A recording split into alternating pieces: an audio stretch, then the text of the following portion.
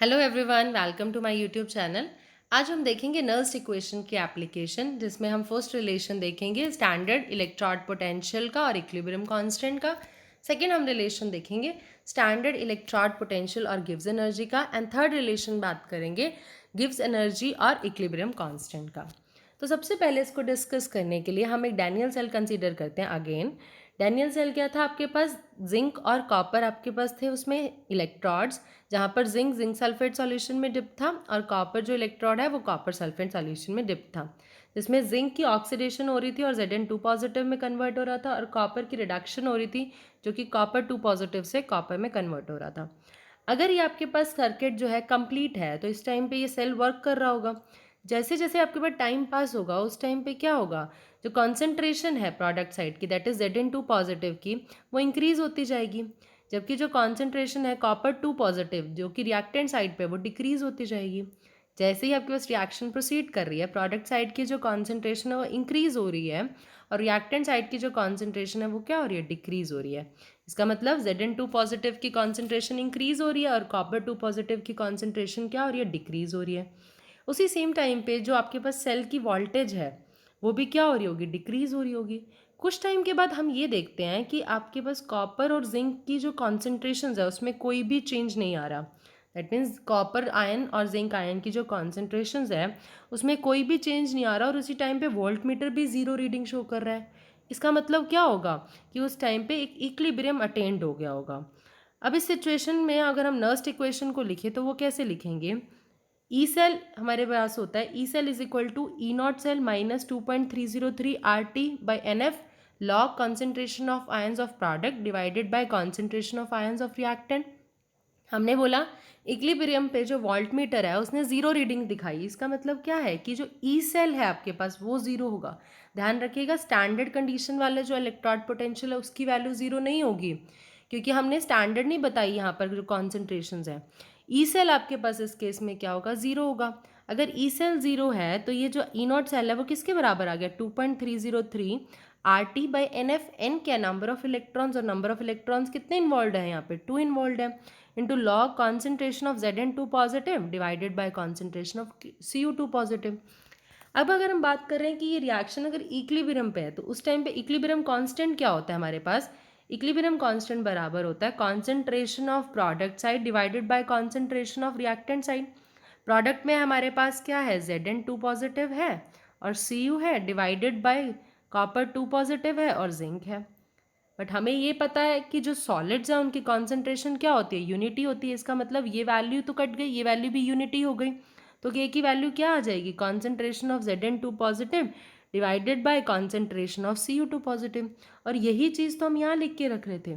इसका मतलब इस केस में ई नॉट सेल किसके बराबर आ रहा है आपके पास, 2.303 R T by 2F into log of, ये न्यूमरेटर में आएगा आपके पास, log of K C, that means equilibrium constant. Clear, तो हमारे पास इक्वेशन बन गई। अब अगर हम बोलें कि टेम्परेचर 298 कैल्विन है और इसके लिए हमने 298 कैल्विन टेम्परेचर के लिए एक स्टैंडर्ड इक्वेशन भी डिस्कस की थी, यहाँ पे डिस्कस कर लेते हैं। ई नॉट सेल अभी तक किसके बराबर आ रहा था, 2.303 R T by 2F log के, और आर की वैल्यू क्या होती है, 8.314 जूल पर केल्विन पर मोल। फैराडे की वैल्यू क्या होती है, 96,487 कूलम पर मोल। टेम्परेचर हमने बोल दिया 298 केल्विन है। तो जब ये सारी वैल्यूज़ को आप मल्टीप्लाई करते हो तो आपके पास वैल्यू आती है 0.059। हमने ऑलरेडी डिस्कस किया था कि अगर टेम्परेचर 298 केल्विन आपको दिया हुआ हो, उस कंडीशन में आप सारी वैल्यूज़ को बारी बारी कैलकुलेट मत कीजिए, डायरेक्टली लिखिए E naught cell is equal to आपके पास 0.059 डिवाइडेड बाय जो भी नंबर ऑफ इलेक्ट्रॉन्स है। यही हमने यहाँ लिखा, ई नॉट सेल किसके बराबर आ रहा है, 0.059 volt divided by 2 into log K C. अब डेनियल सेल की अगर हम बात करते हैं, डेनियल सेल में स्टैंडर्ड कंडीशंस में हमने ऑलरेडी डिस्कस किया था कि जो आपके पास स्टैंडर्ड इलेक्ट्रॉड पोटेंशियल आता है वो 1.1 वोल्ट आता है। कब, जब आप कॉन्सेंट्रेशन जिंक आयन की और कॉपर आयन की यूनिटी लेके चलते हैं। तो यहाँ से हमने ई नॉट सेल की वैल्यू पुट कर दी which is equal to 1.1 volt. तो अब अगर हमने के सी निकालना है तो कैसे निकालेंगे, लॉग के सी किसके बराबर होगा आपके पास, E naught cell multiplied by 2 divided by 0.059 और ई नॉट सेल की वैल्यू क्या है 1.1 वोल्ट है, तो लॉग के सी आपके पास किसके बराबर आ गया 37.288। अब के सी निकालना है, दैट मीन्स इसका क्या होगा एंटी लॉग लेना पड़ेगा, ये हम बाद में डिस्कस भी करेंगे। अभी एक सिंपल सा पॉइंट, बहुत सिंपल सा लॉजिकल पॉइंट आप ध्यान रखिए, जब भी आपने इसको एंटी लॉग निकालना है ना, तो जो आपके पास पॉइंट से पहले जो भी नंबर्स है ना उसको 10 की पावर में ले जाइए।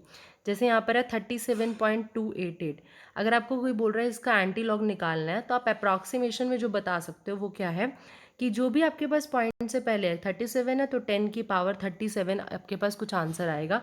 This is an approximate result. Exact calculations हम आगे डिस्कस करेंगे। तो कि इक्विलिब्रियम कांस्टेंट कितना आ गया 2 इंटू 10⁻37, कब, जब आप टेम्परेचर 298 केल्विन लेके चल रहे हो। तो अगर हम इन जनरल इसको लिखें, ई नॉट सेल किसके बराबर होगा 2.303 RT/NF लॉग के सी। जनरल इक्वेशन का मतलब क्या है कि आपने जब टेम्परेचर को 298 केल्विन नहीं माना, कोई और टेम्परेचर की बात कर रहे हो, उस कंडीशन में ई नॉट सेल की वैल्यू जो है आपके पास क्या आएगी 2.303 RT/NF log of K C. अब इक्विलिब्रियम कांस्टेंट हमें निकालने में बड़ी प्रॉब्लम होती है कई बार, तो हम इसको इजीली कैलकुलेट कर सकते हैं किससे, standard electrode potential of cell से। तो ये एक बहुत ही इंपॉर्टेंट एप्लीकेशन है जहाँ पर हम इक्विलिब्रियम कांस्टेंट को निकाल रहे हैं स्टैंडर्ड इलेक्ट्रोड पोटेंशियल सेल का देख के। So example 3.2 is calculate the equilibrium constant of a reaction. Copper solid plus 2 Ag positive aqueous gives copper 2 positive aqueous plus 2 Ag solid. Given that E naught of cell is 0.46 volt. हमें क्या निकालना है, equilibrium constant निकालना है। हमें एक reaction दी हुई है और ई नॉट सेल दिया हुआ है। एक रिलेशन हम ऑलरेडी डिस्कस कर चुके हैं, E naught cell is equal to 2.303 RT/NF log K C. अब देखते हैं हमें निकालना क्या और हमें वैल्यूज़ किस चीज़ की पता है। ई नॉट सेल की वैल्यू हमें पता है, आर हमें पता है, एफ हमें पता है, नंबर ऑफ इलेक्ट्रॉन्स कितने होंगे 2 इलेक्ट्रॉन्स इन्वॉल्व हो रहे हैं, इसकी वैल्यू हमें डिटरमाइन करनी है। क्या हमें टेम्परेचर पता है, नहीं। क्या हम किसी तरीके से उसको निकाल सकते, नहीं निकाल सकते। तो जहाँ भी ऐसा आपके पास क्वेश्चन आए तो आपने ये मान के चलना है कि उस केस में जो टेम्परेचर है वो 298 केल्विन होगा। क्लियर। एक इक्वेशन से आप सिर्फ एक ही वैल्यू निकाल सकते हो, एक ही अननोन डिटरमाइन कर सकते हो। तो इस कंडीशन में हमने ये मान के चलना है कि जो टेम्परेचर है वो 298 केल्विन है। हमें पता है टेम्परेचर का 298 केल्विन है तो ई नॉट सेल किसके बराबर आएगा 0.059 divided by number of electrons which is here 2 into log K सी। हमें लॉग के सी की वैल्यू निकालनी है सबसे पहली चीज़, तो क्या करेंगे E naught cell multiplied by 2 divided by 0.059 और ई नॉट सेल कितना दिया हुआ है 0.46। इसको कैलकुलेट करेंगे, आंसर कितना आ रहा है 15.6।